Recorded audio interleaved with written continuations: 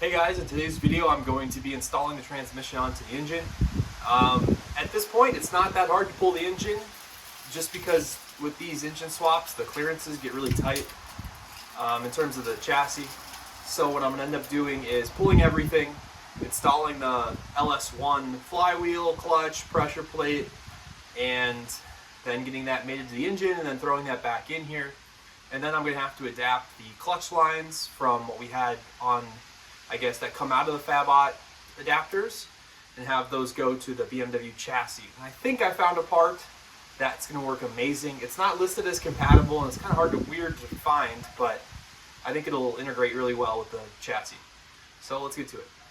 I'm trying to motivate myself to do this right now. My current plan is going to be to take this front end off, take my cooling system off, pull the engine, bolt the transmission to this engine, slide it in with all this stuff completely missing, and then to see where it goes in the transmission tunnel here, since I know that will be a major either source of work or not source of work if it just happens to line up. So all the hard work I've been doing, I guess I can loom the harness when I pull the engine out, just because I'll be able to stand in there and physically do it. So let's see how this goes. I finally got the engine pulled again. So this engine's out and the intake's sitting all nice and pretty elsewhere.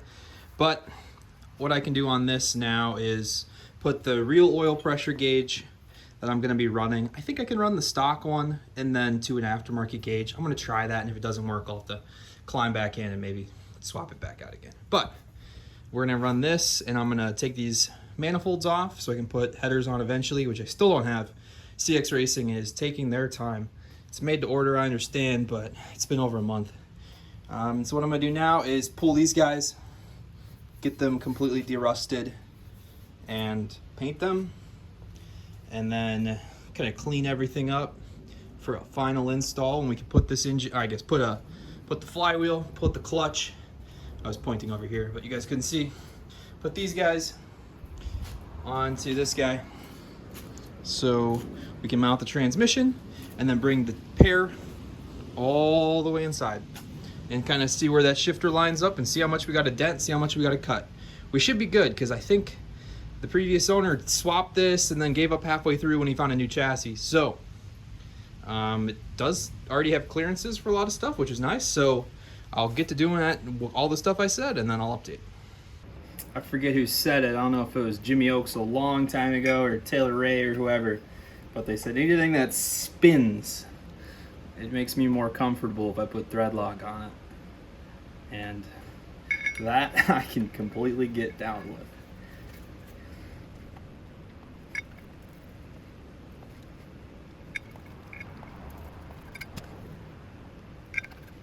All right, we're gonna chase these guys in, and then I think it's 74 foot-pounds. The flywheel is 50 something, and I know the flex plate is 50 something, but the flywheel is 74.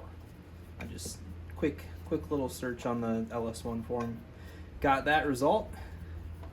So I'm just gonna hope our compression's higher than that torque spec.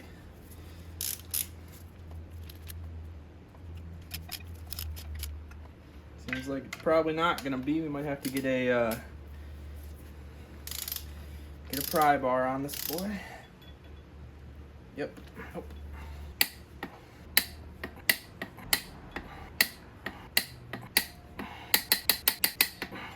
All right, that's good. That's a lot more difficult when the whole thing's rotating on engine noise.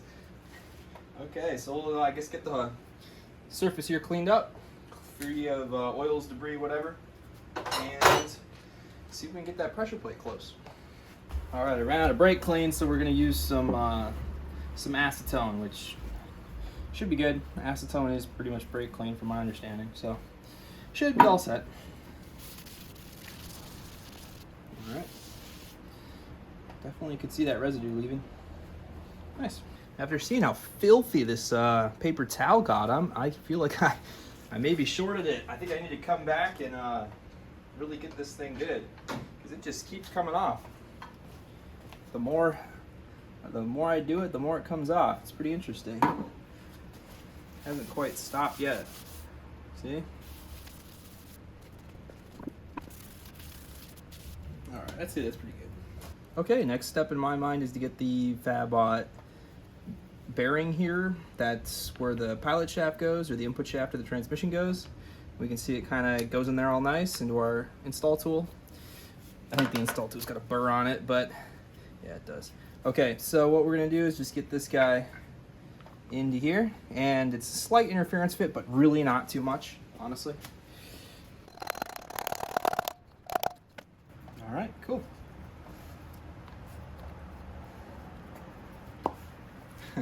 Nice.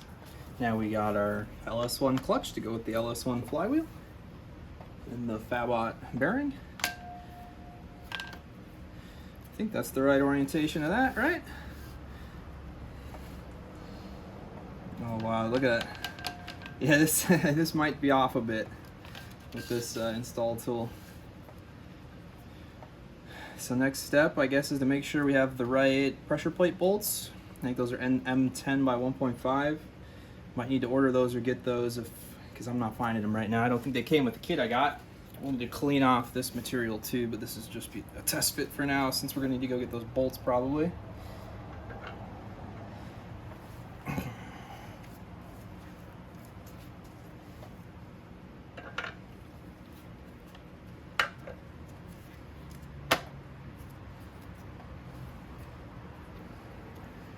All right, well, everything tracks.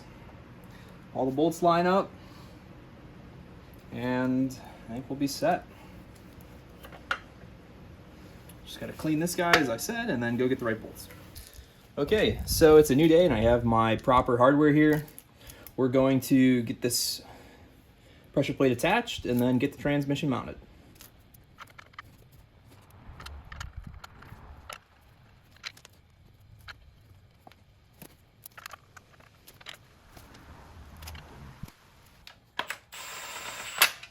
We're just chasing these on.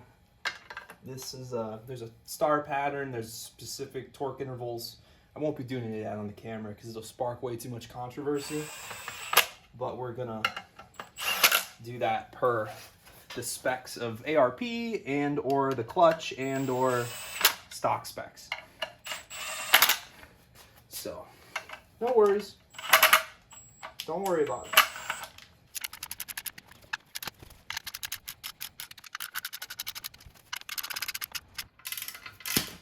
Oof, that can't be good for it. All right, first interval done. Okay, now we're at our second interval, or in this case, our final.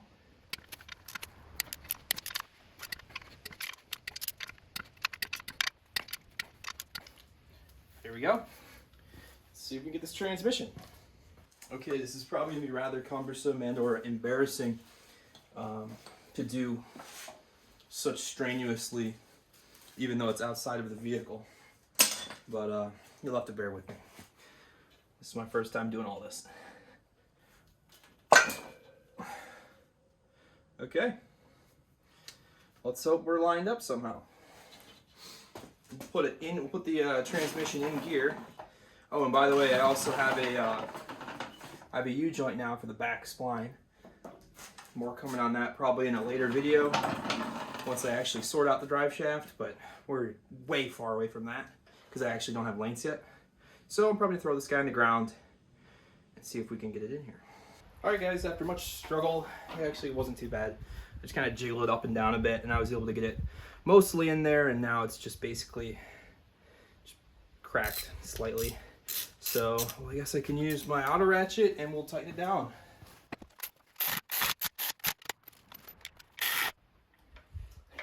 That stopped way before it was supposed to.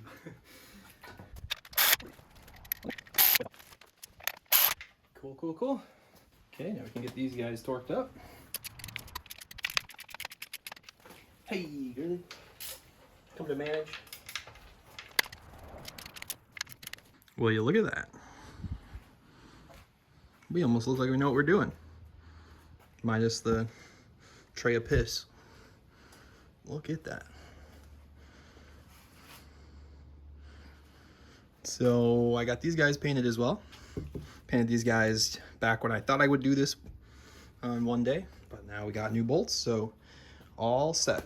And I'm happy about the way it got done, rather than rushing it and using like hardware store hardware. So what I think I can do is pop off that guy, and then we'll put it right in.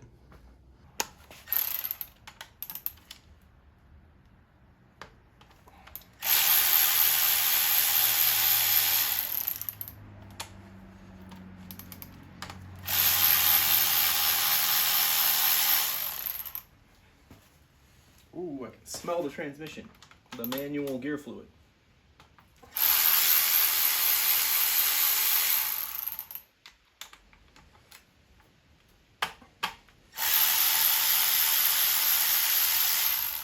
Don't worry about that, Milwaukee. That didn't void warranty.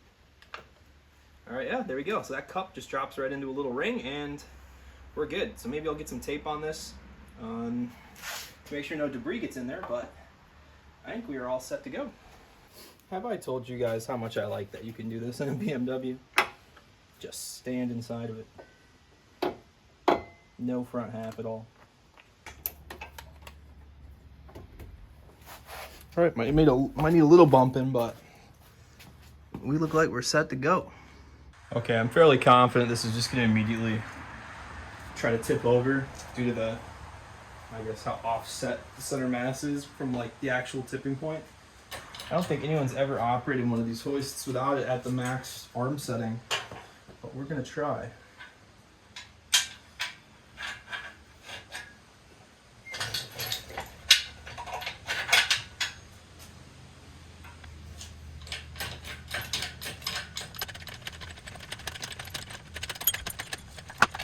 All right, what do we think? Triangulated with a ratchet strap? Triangulated.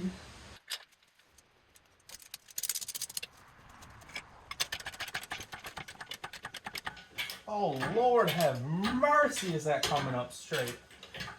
I can't believe it, guys. Am I recording? Okay, that's something that wouldn't get recorded.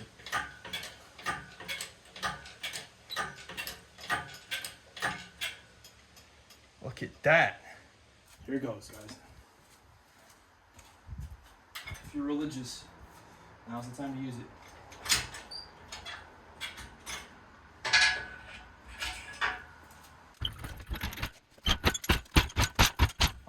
I'm coming close to the vehicle because it's there's a decline over here, which I do not want to be a part of.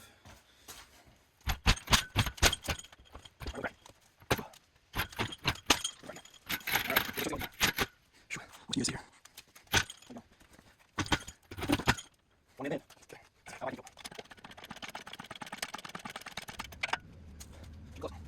You guys watch that end. Sure don't hit anything. Man, I don't know if you guys know that bag drill in football, but that's exactly what I just did. Cool. This is gonna suck a bit.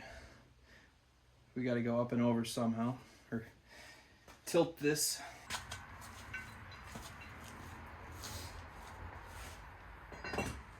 Back to our operation. Lowering this. We go up, down. Just like this. Up, down.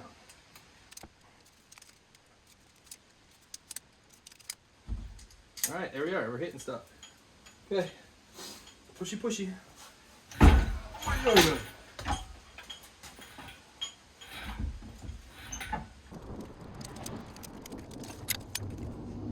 Maybe up a little more.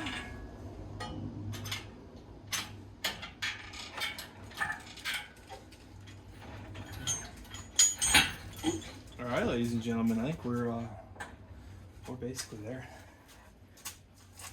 I'm gonna go get a jack maybe under the trans. Okay, we're free of ratchet strap debris.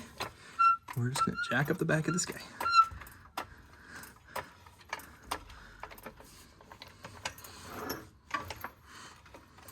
Seems like it's moving pretty freely. We can shuffle it around accordingly. Back to the front. I do apologize for the poor shots here. I'm not working with much space, and you're not working with much space, and we're sharing. Okay, so we got those 8 bolts in all tight, and the motor ones aren't tight yet, but I'm gonna get the hoist and everything out of the way for now.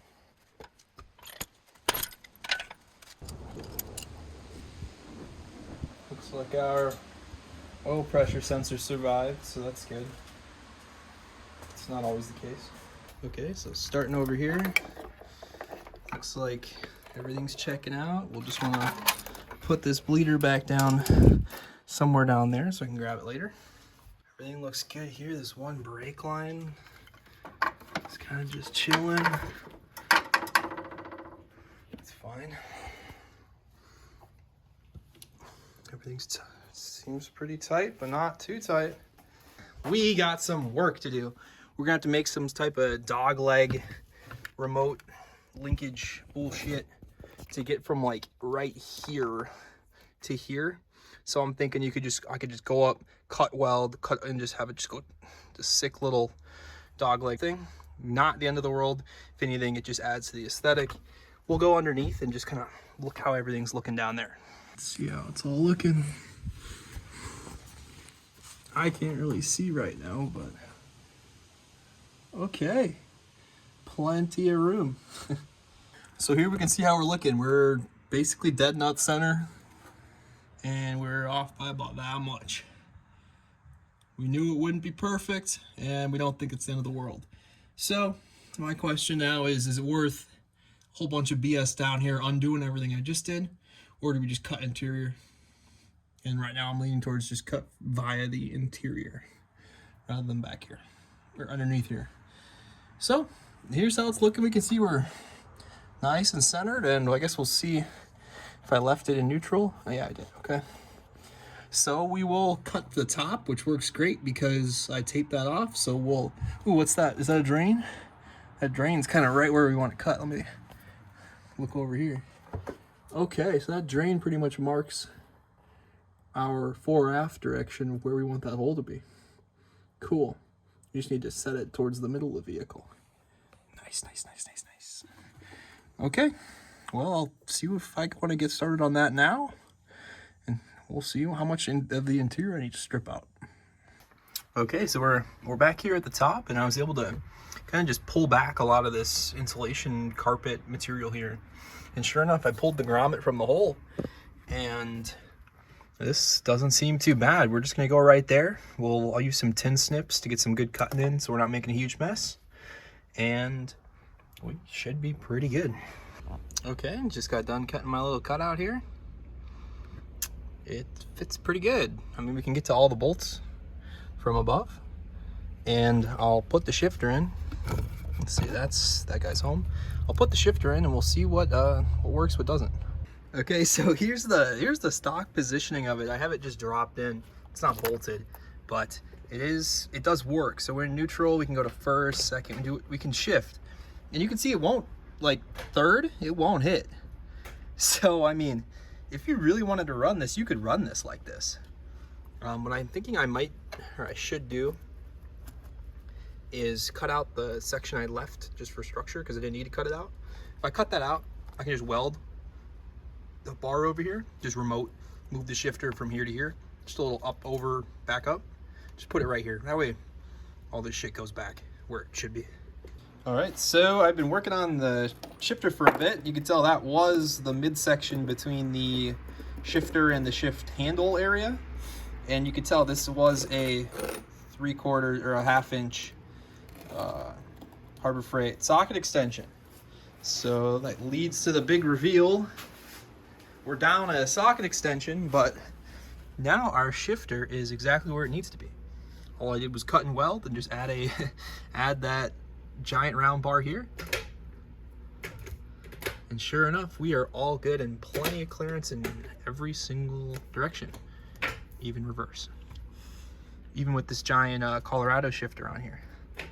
So, I mean, that's good enough to be run as is, if I'm being honest. So, I hope you guys don't go too hard on this setup, but right now it's working. Okay, so it was a bit of a task to get back up under here, but here you can see we have our, I believe it's, what was it, 3AN line going to this push lock fitting here in the chassis, and I can show an image of what these look like outside. But what I ended up doing was I saw online that it looks like the same profile that would go in here stock. So I just grabbed that part, and it was 6AN on one side, and I think it was listed as like Volkswagen, Lamborghini, clutch master cylinder adapter or something. So it just clicked right into here, and it's fully working right now. Like, I fully bled the clutch and everything's working great. I did have a leak, so I had to go back and tighten up one thing, but everything's good now. So if you are gonna do this swap, that is amazing right here. Thanks for watching, guys. I hope you liked this video. It was definitely fun and a whole lot of work getting this engine pulled and put back in. But after some trial and error, bleeding the clutch and fixing a couple leaks here and there, it's perfect. I honestly can't complain, and I'm surprised. So I got some new stuff coming up. I have some new parts already on this engine that I haven't quite tested yet. I have a new video coming up that I've kind of been filming in series with this. So stay tuned for that. But for now, thank you for watching, and see you in another video.